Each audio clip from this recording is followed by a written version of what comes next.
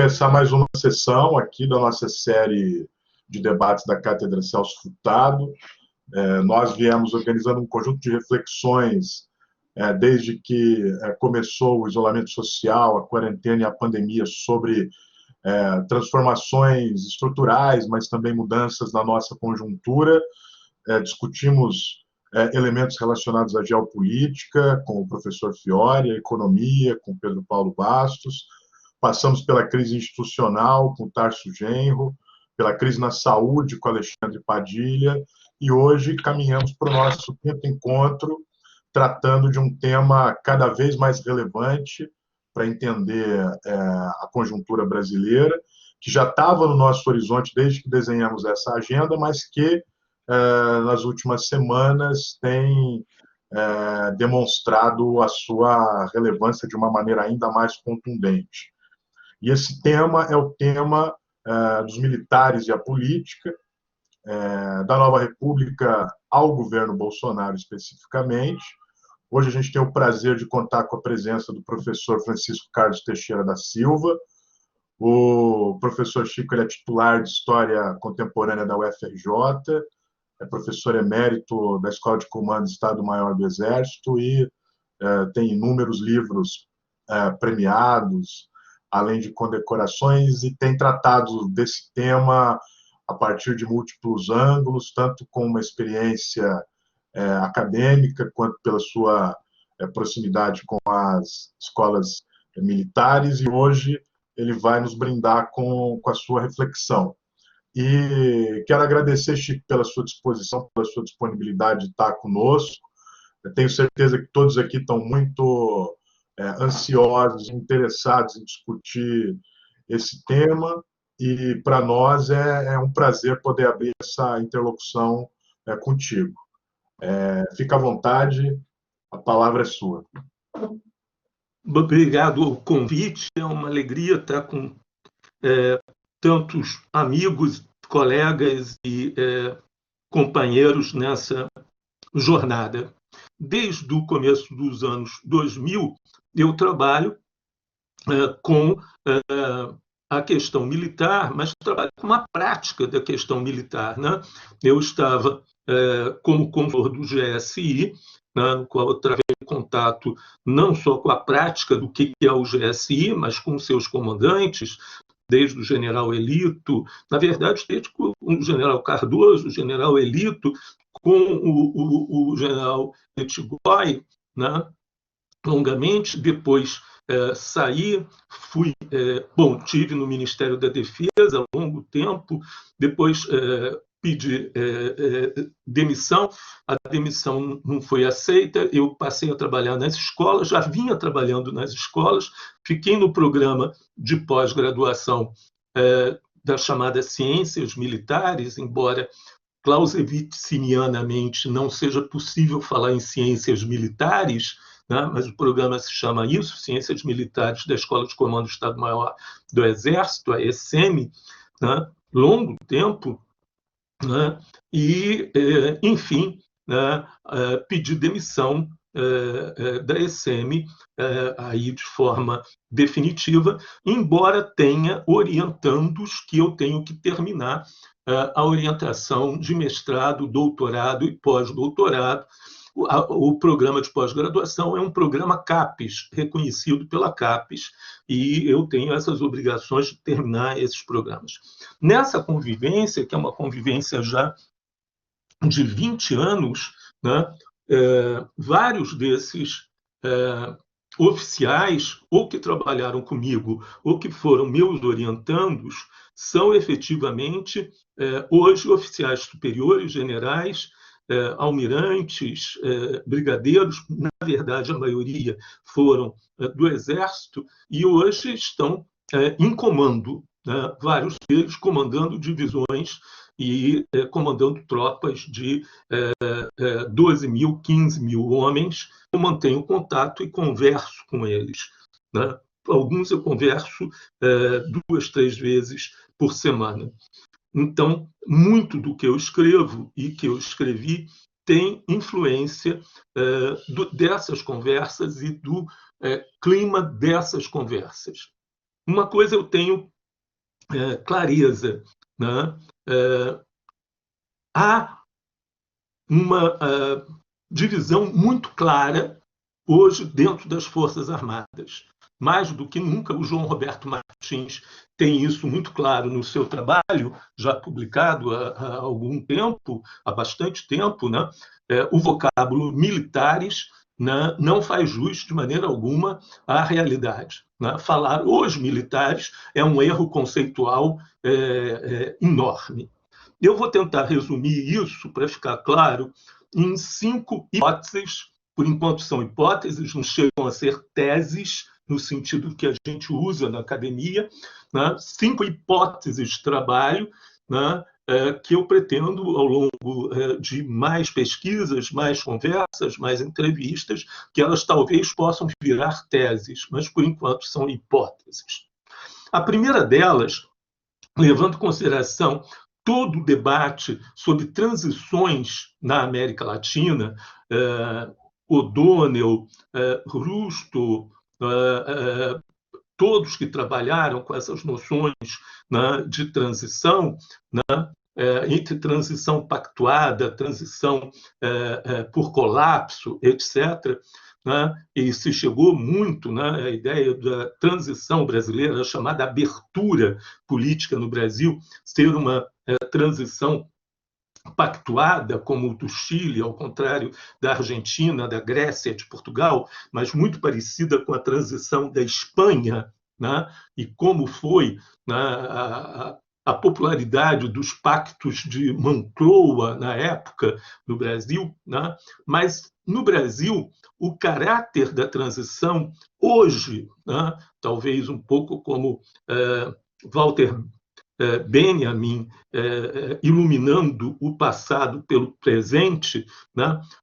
A transição no Brasil, mais do que uma transição pactuada, ela cada vez mais mostra como uma transição falhada, uma transição que se mostrou, né, impossível e que chega a um limite dela, ela começa a se transformar numa restauração, não mais num pacto, mas numa restauração. Ela surge como uma categoria nova nesse sentido. Não é mais uma transição pactuada, mas ela aponta para uma restauração com a supressão dos direitos que tinham sido conseguidos, principalmente os direitos sociais, que tinham sido garantidos ao longo do processo de transição e que, na linguagem de Rusto, a habituação com a vida democrática regride e se tem uma restauração. Essa seria a primeira hipótese. A segunda hipótese é que a permanência no âmbito das Forças Armadas de um núcleo duro, antidemocrático, de oficiais, né, que jamais aderiram, de fato, ao projeto de abertura e muito menos ao projeto da nova república. Esse núcleo duro que enfrenta o projeto Golbery-Geisel, chegando à ameaça ou à tentativa mesmo de um golpe de Estado em 1977 via Silvio Frota.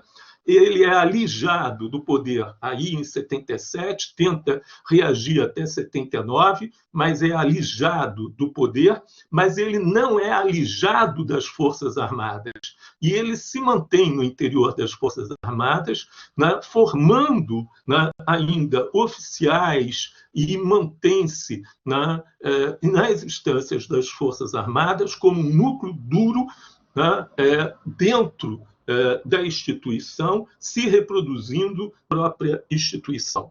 Essa é a segunda hipótese. A terceira hipótese, tal núcleo duro, né, consegue se apropriar, exatamente porque ele não está na parte, digamos, mais efetiva das Forças Armadas, ele não controla as grandes divisões de fronteira, as regiões militares, etc., mas ele controla pessoal, ele controla a gestão, ele controla, o DSEX, ele controla essas instâncias de cultura do Exército, ele consegue se reproduzir principalmente nessas instituições de cultura, e por isso ele consegue moldar o hábitos interno das Forças Armadas. E, com isso, ele consegue claramente formar e manter as instituições como escolas, academias, manuais e, principalmente, as chamadas cartilhas que passam a ser produzidas. São 5 cartilhas que passam a ser produzidas contando a história das Forças Armadas, principalmente do Exército, e a formação do Exército dentro da nacionalidade brasileira. Essa é a terceira hipótese. Não sei se eu fiquei claro nesse ponto. Quer dizer, eles, por serem dissidência, eles são colocados à margem do que é o centro do Exército. Eles não controlam as divisões, as fronteiras, eles são colocados em pessoal, administração e cultura. Mas isso faz bem a eles, porque com isso eles formam a cultura militar, o hábitos, e por isso eles se multiplicam e por isso eles controlam exatamente a mímesis das Forças Armadas. O quarto ponto, a quarta hipótese, esse hábitos ou cultura militar foi especialmente cultivado, é uma decorrência da terceira, foi especialmente cultivado pela autonomia extrema do chamado sistema militar de ensino, que era sempre colocado em diferença, por vezes em oposição, ao sistema civil de educação ou de ensino. O Celso Castro, sempre, nos seus trabalhos, às vezes nas suas conferências, ele dizia: só existe o sistema brasileiro de ensino, ao que eles reagiam dizendo: há um sistema militar de ensino que se mostrava autônomo e agia autonomamente em relação às academias e às escolas, e que conseguia manter e formar esses oficiais com uma visão, com uma mítica das Forças Armadas. Ao lado desse sistema militar de ensino, o alto comando do Exército e os serviços de inteligência formam o tripé fundamental das Forças Armadas, em especial do Exército. Esse tripé se manteve inteiramente autônomo durante a transição e durante a nova República. Esse tripé jamais foi tocado pelo processo de democratização e se constituiu dentro do Estado liberal representativo, dentro da nova República, um Estado à parte que não foi, em momento algum, sujeito a um processo de democratização, um processo de revisão histórica, um processo de passar a limpo a história do Brasil. Ali se cultivou e continuou se cultivando a memória de 64 e, principalmente, a ideologia de 64 com a ideia da existência de um inimigo interno.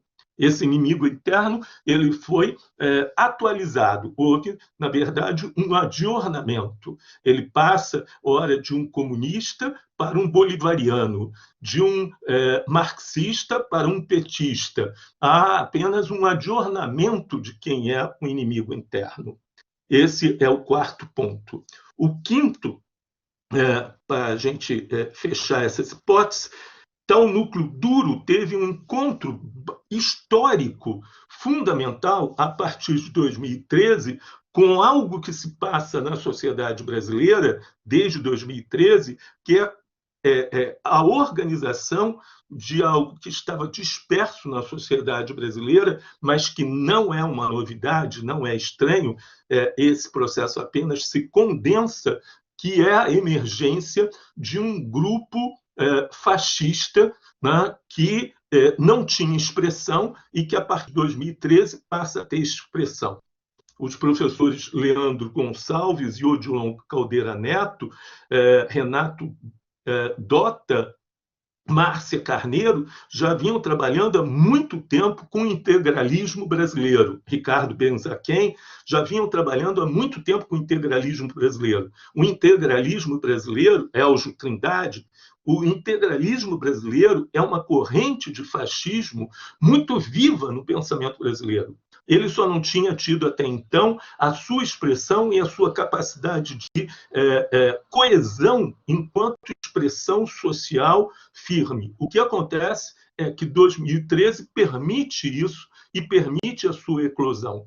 O que ocorre, né, com essas faixas intervenção militar intervenção militar constitucional e outras coisas desse tipo, é o encontro desse núcleo duro, extremamente reacionário, né, que resistia dentro das Forças Armadas com esse empuxo fascista que vem da sociedade e que se encontram, né, a partir de 2013, né, em vários momentos, através desse movimento do fascismo brasileiro que se expressa no bolsonarismo. O bolsonarismo é exatamente um encontro, né, desse núcleo militar duro com esse movimento de massas, né, de caráter fascista pré-existente na sociedade brasileira, né? O fascismo não é um movimento das Forças Armadas, nem mesmo dos militares, né? Ele vem da sociedade e encontra esse núcleo duro pré-existente dentro do Exército Brasileiro, que nunca conheceu, de fato, um processo de democratização e que nunca esteve, de fato, sob a capacidade, sob o processo de democratização dentro da República Nova. Essas são 5 hipóteses de trabalho que eu desenvolvi. O artigo tem 25 páginas, né? 5 a mais que o João Roberto me pediu, ele vai reclamar muito. O trabalho do CNPq já tem mais do que 120 páginas, deve formar um livro próprio mais tarde, né?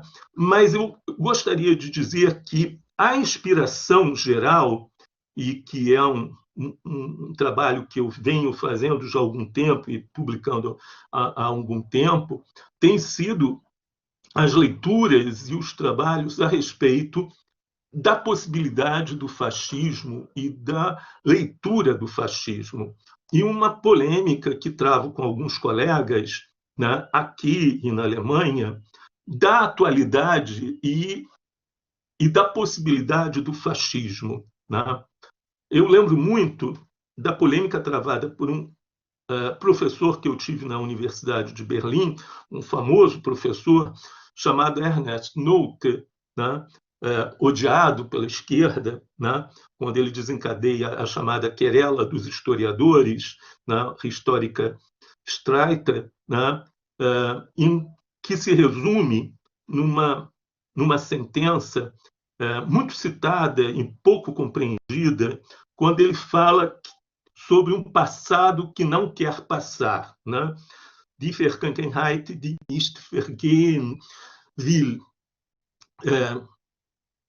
Guardando um pouco as condições específicas da Alemanha, da República Federal Alemã e do Brasil, não é da Alemanha nazista, ele está falando da República Federal Alemã e do Brasil, eu diria que nós estamos numa condição semelhante. A nova república é um espaço político, social, mental, onde o passado não quer passar, né? nós vivemos esse passado que se recusa a passar, né? E se recusa a passar exatamente porque nós não vivemos a integralidade do passado. Nós não colocamos o passado sob questão. E como nós não fizemos esse exorcismo histórico e político do passado, ele nos assombra o tempo todo, né? E ele volta, né? Renitente, né? como esse sintoma do trauma, perdão pelo psicologismo, eu tenho formação em psicanálise, né? Mas é exatamente isso. Quando você recalca, né? O sintoma volta como dor, né? Às vezes muito distante, né? Muito mistificado em relação ao próprio recalque. Essa república, a nova república, ela recalcou o passado, né? De forma a que ele retome como sintoma de uma forma assustadora. Eu tive vendo ainda há pouco, nessa revisão toda, uma colega cientista política que fala várias vezes que as crises militares desapareceram depois da nova república. Eu fiquei pasmo com isso. Quer dizer, o governo Sarney foi cheio de crises militares, né? Nós tivemos a prisão domiciliar do general Euclides Figueiredo, a prisão domiciliar do general Newton Cruz, né? Nós tivemos Collor, né, extinguindo o SNI depois de uma atuação do general Ivan de Souza Mendes como praticamente uma sombra dirigente da nova república. Nós tivemos o próprio presidente Lula demitindo, né, quer dizer, pedindo a demissão do ministro Viegas, né, num choque aberto, né, com o Exército a respeito do caso Vladimir Herzog, né? Nós tivemos todo o tempo comemorações de 1964, não só no Exército, mas na PM. A PM paulista, né, continuou comemorando 64 várias vezes, e o que a nova República fez foi fingir que não via, né, as comemorações. E vários colegas, né, e a gente já discutiu isso, continuam apontando a Comissão Nacional da Verdade como um momento do rompimento, o que me parece muito falho, né? Quer dizer, trazer a culpa, né, ou o momento de rompimento para a Comissão Nacional da Verdade é fingir que não vê tudo que estava antes, as comemorações de 64, o caso Viegas, né, a dificuldade do Sarney em conseguir colocar os generais no seu lugar, a atuação do Leônidas, né, a atuação do Ivan de Souza Mendes e o próprio nascimento da nova república. Nascimento da nova república, na qual um general é que interpretava a Constituição. Quando a gente vê hoje os generais interpretando o 142, o artigo 142 da Constituição, não há nenhum mistério, porque, afinal de contas, quem interpretou quem seria o presidente a tomar posse, né, no lugar de Tancredo foi o Leônidas Pires Gonçalves. Não foram juristas, mas foi um general. Quer dizer, a própria nova república nasceu da interpretação de um general, né, que se tornou, né, o patrono da nova república com a Constituição na mão, a Constituição anterior, a Constituição vigente da ditadura. Então, na verdade, o que nós podemos pensar, também num paralelo com a tragédia alemã, né, é que poucas pessoas amaram a nova república, né, no âmbito militar. Sempre foi uma república pouco amada nesse sentido. E, por fim, né, para ter bastante tempo para a gente poder discutir a questão, né, a história do 142, do artigo 142, e o Genuíno tem, que foi parte fundamental dessa discussão, ele tem mostrado isso para a gente. O 142, bom, 142 é um artigo enorme, ele trata do papel das Forças Armadas na República. Mas no que ele tange a GLO, em primeiro lugar, ele é inútil, porque o artigo 136 já estabelece o estado de defesa. Ele não deveria nem constar as funções que ele tem nesse sentido. Ele é plenamente inútil em relação ao artigo 136. Mas, no que é estabelecido, né, na verdade, ele repete toda a tragédia da Constituição de Weimar, o artigo 48 da Constituição de Weimar, que foi feito em situação idêntica de transição política, né, do Império Alemão autoritário para a democracia, ou seja, né, repúblicas e constituições cegas, né, do olho direito, cegas do perigo da direita e do golpe interno e de como, usando uma Constituição, você pode estabelecer uma ditadura. Né? Então, na verdade, isso já é uma prática histórica conhecida, né, nesse processo. Para terminar e finalizar, né, essas hipóteses de trabalho, né, eu diria claramente que a gente tem um processo onde o golpe de Estado, o autogolpe ou o contragolpe a partir das Forças Armadas é muito difícil e pouco provável, né? Mas a corrosão interna da República, se utilizando da própria Constituição, do seu artigo 142, totalmente inútil, né? Mas colocado ali exatamente porque o processo de transição foi intencionalmente montado dessa forma, pela presença dos militares nesse processo, sim, esse processo de corrosão interno é possível, é provável. E terceiro, né, como conclusão, né, agravando-se a situação, hoje tivemos esse fato da prisão do Queiroz, então estava falando, não é mais cadê Queiroz, é fala Queiroz agora, né?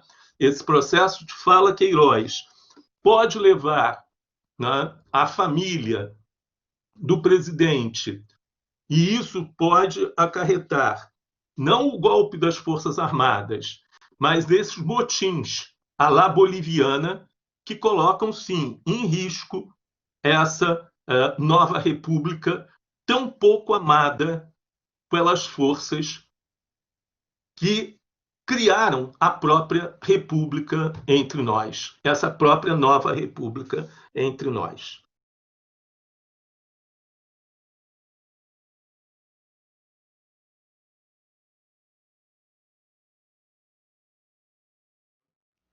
Eu diria que há um alinhamento em torno de algumas ideias chaves, por exemplo, sobre o neoliberalismo, sobre a aliança com os Estados Unidos, né, sobre a questão de ONGs, né, e sobre a questão do inimigo interno. Mas isso não fecha em torno de Bolsonaro de forma alguma. Né? E também não fecha de maneira alguma em torno da questão de golpe. E a maioria tem uma visão de que 1964 foi um erro. Foi um erro em relação aos ideais, aspas, nesse ideal de 64. Não, foi um erro ter feito 64 porque o preço foi muito elevado para as Forças Armadas. E 64 não deve ser repetido. Essa é a questão central. Gostaria de acrescentar uma coisa que eu já aconselhei muito fazer algum trabalho sobre isso, o governo Lula incentivou a formação civil, aspas, desse oficialato.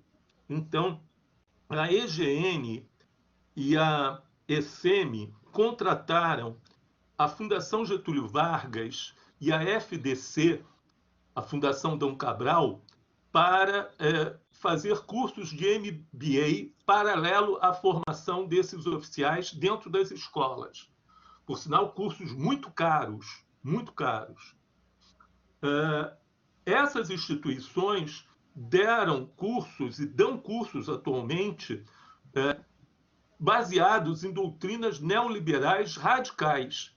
Então, desde 1998, nós estamos tendo a Fundação Getúlio Vargas e a FDC dentro dessas escolas com cursos neoliberais, né, avançados lá dentro, inclusive com críticas profundas ao governo brasileiro.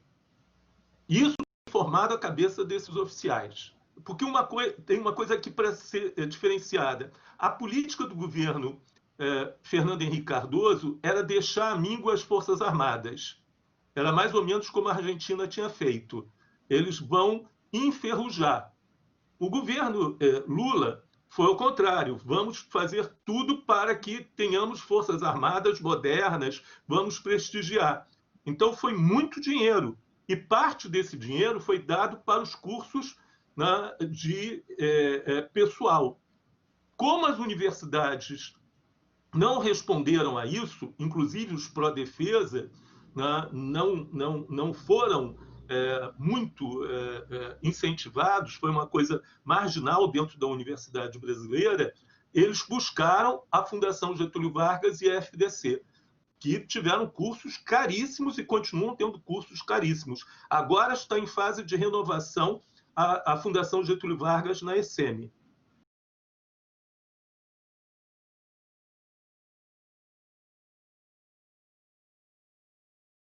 Quando o comandante Ilques falou que nós tínhamos lutado 3 guerras ao lado dos Estados Unidos, e algumas pessoas fizeram piada, ele estava falando sério, quer dizer, Primeira Guerra Mundial, Segunda Guerra Mundial e Guerra Fria. E que nós estamos caminhando para lutar a Quarta Guerra, né? E é isso mesmo que eles pensam. Na verdade, eles imaginam que já estamos na Quarta Guerra, dessa vez com a China, né? Os Estados Unidos estão travando uma guerra mundial pela hegemonia mundial com a China, ancilarmente com a Rússia, e é uma guerra fundamental pelo controle e pela hegemonia mundial nesse sentido. Essa guerra é inevitável, né? É isso que se imagina, né? E nós temos que escolher um lado, né? A ideia que foi desenvolvida, né, ao longo dos governos Lula e um pouco menos fortemente pela presidenta Dilma, a Dilma tinha menos clareza em política externa, né, mas fundamentalmente pelo Celso Amorim e o Samuel Pinheiro Guimarães, né, que foram os artífices da nova política externa brasileira, de uma política autônoma, independente, baseada principalmente em grandes conjuntos novos, uma política sul-sul, né? Foi aquilo que o Mourão falou que era uma política de mulambos, ou como fazer uma política externa com molambos, como ele disse. Isso não era levado a sério. Eu mesmo, em aulas, seja na EGN, seja na ECM, tive uma dificuldade enorme, né, para poder falar sobre uma política externa no qual o Brasil tivesse autonomia, tivesse protagonismo nesse sentido. Nós tivemos reuniões com o Celso Amorim em que ele falava que não, eles estão levando a sério, eles concordam com nossa política, eles, os militares, né, com a nossa política. Isso não era verdade. Eles podiam sorrir para o Celso Amorim, mas quando chegavam nos seus gabinetes, nos seus quartéis, eles procuravam sabotar o máximo possível a formulação da política, inclusive a implementação dos documentos, etc., aquilo não passava de declarações. Na prática, aquilo não funcionava, nem era interesse deles funcionar, seja o Conselho Sul-Americano, seja os BRICS, interessava, obviamente, as reuniões, as viagens, os cargos, coisas assim, mas a implementação não interessava de maneira alguma, né, nesse sentido. Mesmo no Ministério da Defesa, eu encontrei, né, uma quantidade enorme de reuniões autônomas de militares com embaixadores da União Europeia, com militares da OTAN, com reuniões com a OTAN, que eu tive que cortar, que eu tive que impedir que fosse feita, com gastos enormes que eram totalmente contra os interesses do próprio Ministério da Defesa. Encontrei espiões que trabalhavam para a União Europeia, para a OTAN, até na ABIN. Até na ABIN. Isso me foi conversado e a gente conversava com o próprio general Vilas Boas.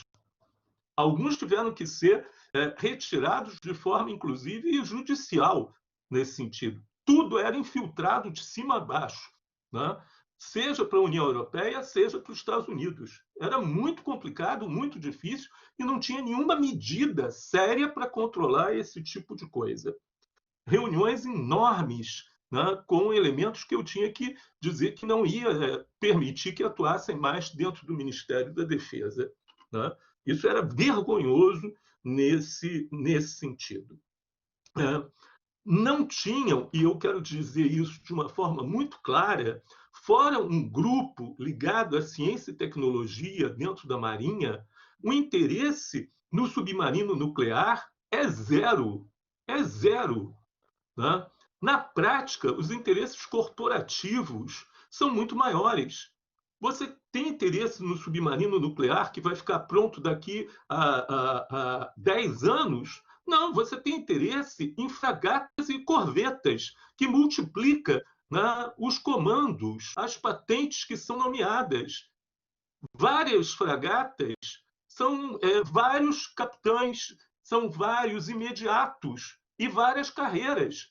O que representa o submarino para a carreira imediata que você está querendo fazer? Não representa nada. O interesse corporativo acaba se sobrepondo. Fora alguns idealistas com alguma visão, a maioria não tinha menor interesse no submarino. Na verdade, o que se mantém para um grande número de militares é que o eixo do saber é no Norte Atlântico. Lá está o eixo do saber. Que nossas universidades e nossos institutos não têm a menor chance de competir com o eixo do saber. E que a gente tem que, na verdade, apanhar o que tem pronto lá e trazer e equipar. Não dá como produzir saber aqui.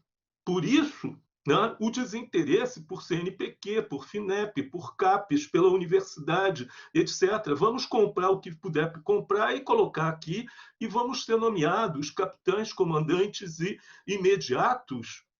E pronto, essa é a vida. Né? E lá na Avevá. É isso que funciona. É assim que funciona.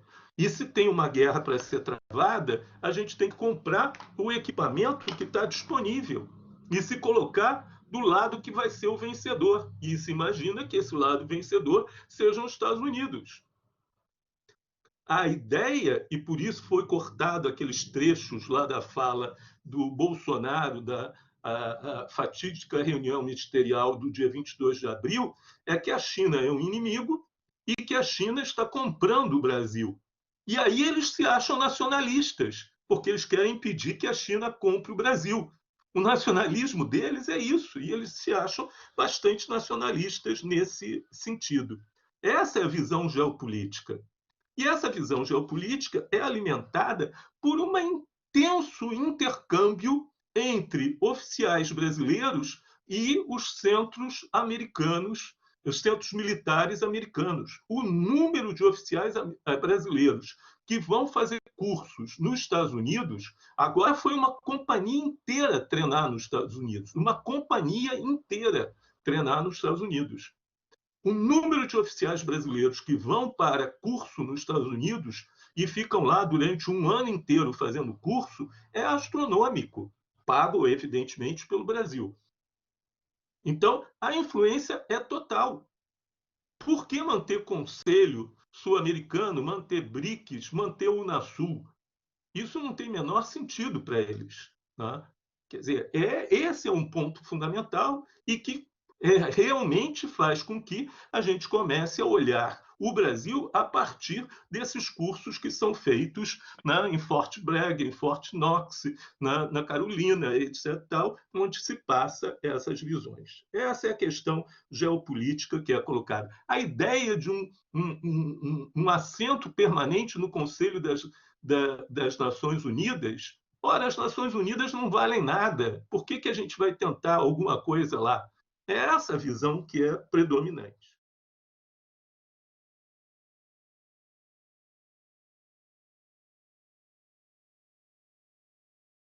É o papel das PMs, né, das polícias militares, ao qual eu juntaria, né, mesmo Corpo de Bombeiros, guarda penitenciária, outras guardas existentes, né, e também vigilâncias, guardas privadas de vigilância, que são muito numerosas no Brasil, é um verdadeiro exército no Brasil e tem um papel fundamental. Esses grupos, né, são grupos onde o bolsonarismo se desenvolveu largamente e tem uma hegemonia brutal. Né? O modelo de golpe que foi dado na Bolívia e como ele acabou unido com milícias bolsonaristas, criou um modelo que a gente hoje chama de modelo boliviano, e que nada mais tem a ver com o putsch militar sul-americano tradicional dos anos 60, né? Ele é muito preocupante. Ele é muito preocupante, porque se a gente tem alguma clareza que os militares não vão sair na rua para apoiar um golpe do Bolsonaro ou eles fazerem um golpe nesse sentido, a ideia de que um motim como aquele que começou no Ceará e que pode se generalizar em vários estados, e agora o Ministério da Justiça é totalmente alinhado ao Bolsonaro, a Polícia Federal está na mão do Bolsonaro, e que a gente não sabe aonde que isso pode conduzir, inclusive com um grau de violência extremamente elevado, isso é uma coisa que está dentro das possibilidades. Não sabemos exatamente como, onde, né? Não descartamos essa possibilidade e que isso possa obrigar, aí sim, o Exército a ir para a rua para restabelecer a ordem. Né? Que ordem seria essa? Né? Seria contra o Bolsonaro, se seria para reforçar o Bolsonaro, etc. Isso é bola de cristal. Historiadores são bons num gênero chamado profecia pós-factum. Né? Então, não avançaria em relação a isso. Mas que essa possibilidade existe, ela realmente existe. Que o bolsonarismo tem nessas PMs, nessas guardas penitenciárias, nesses bombeiros, um dos seus braços mais fortes e mais resistentes, onde ele menos diminui na aderência, isso hoje é fato.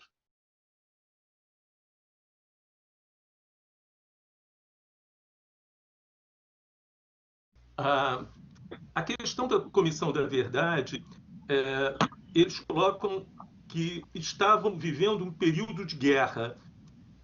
E é interessante porque eles nivelam Forças Armadas, com cidadãos que estavam lutando contra uma ditadura. E aí fica igual o estudante que fazia um jornalzinho e o torturador que tinha um aparelho de repressão enorme, armado, né? Fica tudo nivelado. Né? Eles nivelam as coisas nesse nível. Né?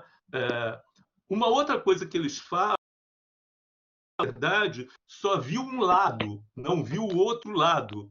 E aí eles publicam, né, todas aqueles... O soldado que foi morto na porta do quartel. Né? Essa história do outro lado não é visto, eu tenho respondido, e eu sempre respondi, dizendo que há um erro aí, porque todo mundo, eu costumo, inclusive, uma vez eu levei até o meu processo e coloquei em cima da mesa na ECM, dizendo, olha só, eu fui julgado. Aqui, ó. Eu fui julgado, inclusive fui julgado à revelia. Como que só é um lado? Então vocês não fizeram nada? Justiça militar. A justiça militar julgou todo mundo, inclusive a revelia, condenou, teve pessoas que foram para a prisão. Então vocês querem julgar de novo as pessoas que vocês próprios julgaram? Né? Que história é essa de que só teve um lado? Né? Né? Então, essa história de que a Comissão da Verdade só teve um lado é muito comum. Né? A primeira vez que eu apanhei o meu processo, coloquei em cima da mesa, porque eles tinham falado isso muito durante uma aula, e aí na aula seguinte eu levei e coloquei aqui, inclusive com as anotações do major que me interrogou. Né? Eu disse assim, olha só, eu tinha 19 anos, olha aqui. Aí eles ficaram, eu falei, como? Né? Isso é muito constante.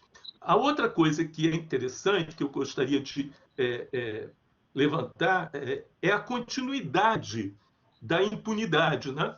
O Silvio Frota tinha no gabinete dele, e que apoiou ele na tentativa de golpe contra o Geisel, um jovem capitão chamado Augusto Heleno. O Augusto Heleno era do gabinete do Silvio Frota e tentou, junto com ele, o golpe contra o Geisel. Não aconteceu nada com ele. Ele foi transferido para uma unidade do Rio Grande do Sul e continuou a carreira dele. Depois teve o episódio, né, da Amazônia, teve o episódio do Haiti, e ele continuou a carreira dele. A transição não puniu, a Nova República não puniu ele foi para a reserva gloriosamente e hoje é ministro. Quer dizer, pessoas como ele passaram, né, da ditadura para a transição, da transição para a Nova República, com uma carreira impune. E continuaram podendo fazer apologia da tortura, do torturador, né, do regime militar, sem nunca terem sido chamados à fala pela sua apologia ao regime que houve. O general Mourão, né, foi comandado pelo Brilhante Ustra e continua fazendo apologia do Brilhante Ustra. Ora, isso em Portugal, na Grécia, na Espanha, hoje, por causa da lei da memória histórica, é impossível. O que faltou na transição brasileira? Uma lei da memória histórica. Nós nunca produzimos uma lei da memória histórica onde a apologia à tortura, mesmo que a gente tenha consolidado o decreto da anistia como ele é, mas depois disso que a gente tenha uma lei da memória histórica onde negar os assassinatos, os desaparecimentos, a tortura ou a apologia à ditadura seja eficazmente considerado crime. Isso na Alemanha, quer dizer, você fazer a saudação hitlerista, você falar que não existiram campos de concentração na Alemanha ou na França, isso é crime. O que falta na transição brasileira e que permite que o passado continue assombrando o presente e mesmo moldando o futuro é a ausência de uma lei da memória histórica. Isso é o elemento central que mostra que a transição não só foi pactuada, mas que está se mostrando agora uma transição falhada. Por que ela está falhada? Porque ela permite que esse passado volte a cada momento no Brasil. Esse é o elemento central. Quer dizer, aí está o problema central que eu vejo e que permite que a nova república seja, a cada momento, questionada.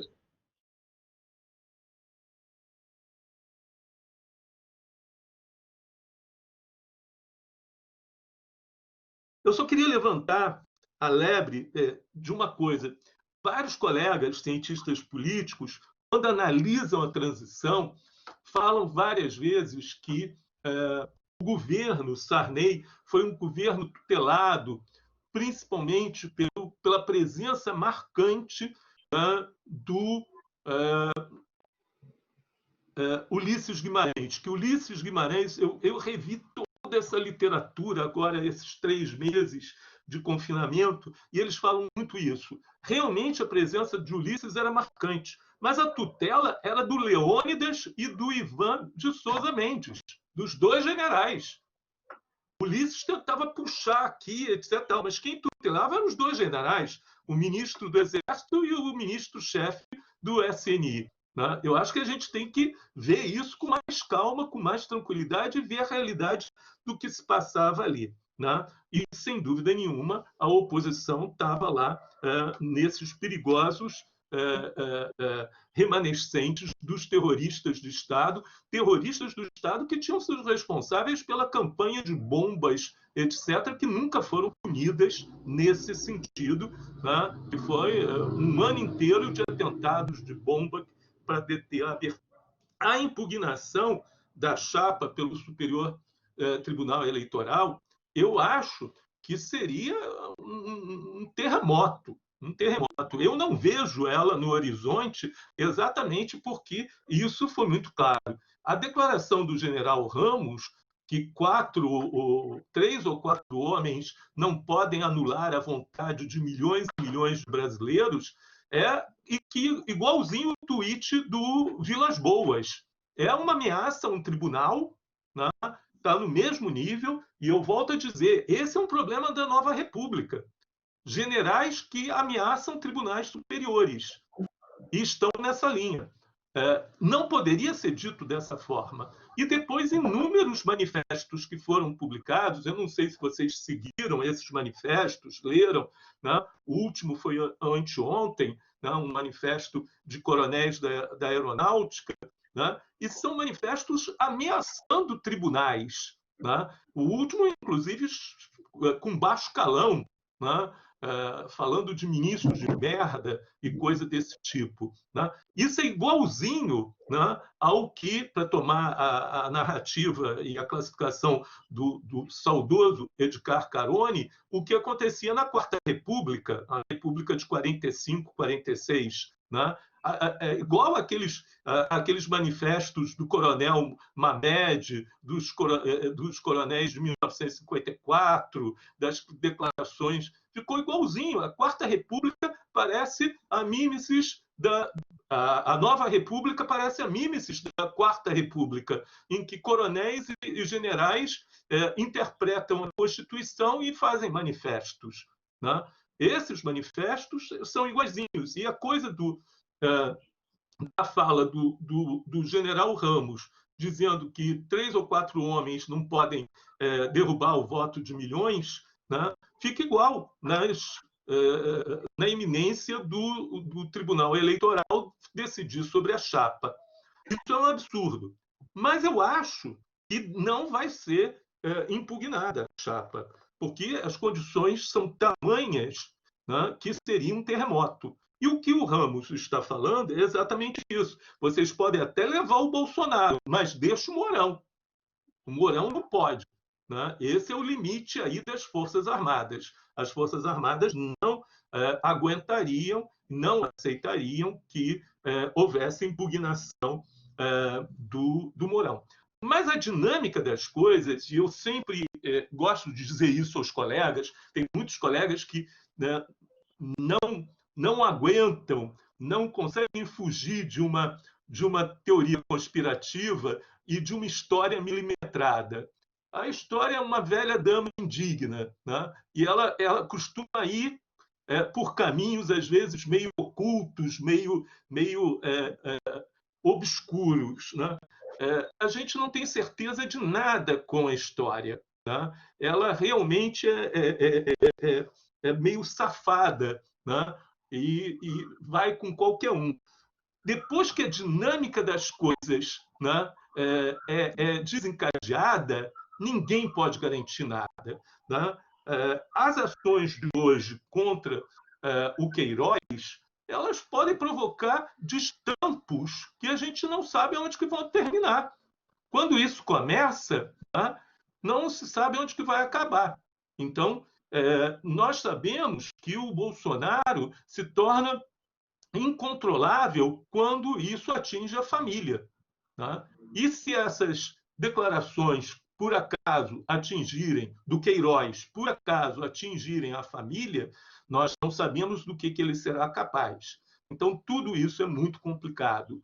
Tudo isso agora está colocado sobre a mesa sem a gente poder fechar algum vaticínio, né, absoluto sobre o curso dos próximos acontecimentos.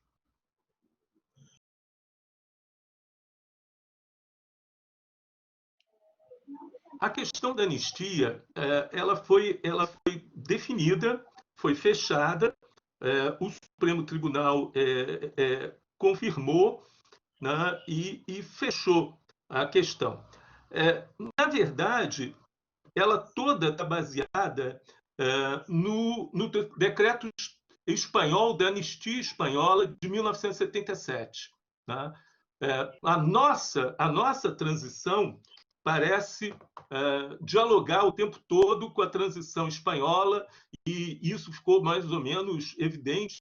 Marco Maciel era um empolgado da transição espanhola, e ele falava o tempo todo no Pacto de Moncloa. Na verdade, são vários pactos assinados sucessivamente. Tem a parte econômica, a parte política, a parte organizacional, etc., de Moncloa. Agora saiu uma série de documentos secretos espanhóis que mostram que o Partido Socialista Operário Espanhol negociava com o serviço secreto do franquismo a abertura espanhola. Estava tudo combinado com o próprio tardofranquismo, os mecanismos ali da transição. Né? Bom, não é bonito, mas foi assim. Né? Na verdade, né, mesmo tendo anistia essa característica, não é impeditivo que se tenha uma lei da memória histórica. Né? Quer dizer, é possível que se considere como crime, né, alguém que, depois de 1979, diga que aquilo que aconteceu antes de 79 não tenha acontecido. Né? Essa é uma questão fundamental. É uma questão que está ligada ao nosso passado, né? À nossa história. Né? Como foi dito pelo Del Roio, né? Os documentos estão aí e eles próprios falam. Né? Se alguém desmente os próprios documentos que eles aportaram, que estão colocados, né? Isso pode dar questões a serem levadas à justiça. E o que eu acredito muito claramente é que a própria discussão, debate disso publicamente é extremamente pedagógico. Teria um caminho pedagógico, é o debate sobre as estátuas decapitadas, né, que hoje está se travando. Né? Não vale a pena sair decapitando estátuas, mas vale a pena discutir a decapitação das estátuas. É pedagógico fazer isso. Quer dizer, a estátua do Borba Gato é muito feia, né? É uma estátua que é feia em si e é feia no seu simbolismo. Né? Discutir a decapitação do Borba Gato é extremamente pedagógico e vale a pena fazer isso. Né? É um processo, né, muito importante, né, hoje, essa discussão. E seria importante, tá, do ponto de vista pedagógico, discutir, tá, no momento que alguém chegar e disser que não havia tortura, que não havia ditadura. E isso está contagiando, contagiando toda a história do Brasil. Porque, na verdade, o Bolsonaro e outros tomaram a liberdade de dizer não havia tortura, né? Não houve ditadura, mas também não houve escravidão. Também não houve massacre dos índios. O revisionismo e o negacionismo está contagiando toda a história do Brasil. Se você permite dizer que não teve tortura, né, você permite também uma revisão e extensão da história do Brasil. Ele foi capaz de falar, e está sendo capaz de falar, coisas cada vez mais absurdas. Então, na verdade, a gente tem que ter condições de levar essas pessoas a comprovarem o que estão falando, ou então, né, se retratarem a ter multas que sejam até simbólicas. Quando o professor François Bédard, né, do Instituto de História do Tempo Presente em Paris, né, peitou, né, policiais franceses, né, sobre a resistência da França na Segunda Guerra Mundial, ele abriu um debate na sociedade francesa que tinha o mito de que toda a França tinha sido resistente, né, e colocou a questão do colaboracionismo na França em pauta. Né? Nós temos que fazer isso, a gente tem que colocar em questão e se mobilizar por uma história militante e dizer, não, você está mentindo. Porque daqui a pouco não vai ter tido escravidão, não vai ter tido massacre dos índios, não vai ter tido traições, você vai acabar transformando toda a história do Brasil numa história de brancos bonzinhos que construíram um país, né, fantástico, em que tudo é bom e maravilhoso. Por isso é importante lutar por uma lei da memória histórica.